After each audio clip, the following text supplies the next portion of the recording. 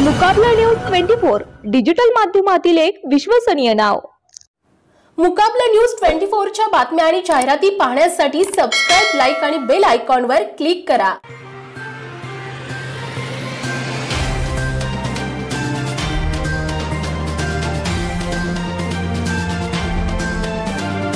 राज्यातील महायुती सरकारने निवडक व्यावसायिक अभ्यासक्रमांमध्ये प्रवेश घेतलेल्या ओबीसी, एबीसी, विमुक्त जाती आणि भटक्या जाती प्रवर्गातील विद्यार्थ्यांसाठी शिक्षण शुल्क आणि परीक्षा शुल्क प्रतिपूर्ती योजनेसाठी असलेली उत्पन्नाची अट रद्द केली आहे।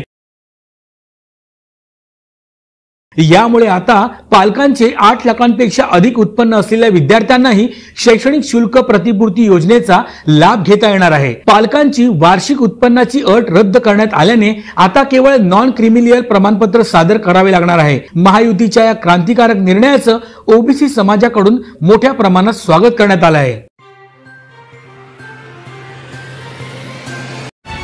मुकाबला न्यूज 24 डिजिटल माध्यमातील एक विश्वसनीय नाव।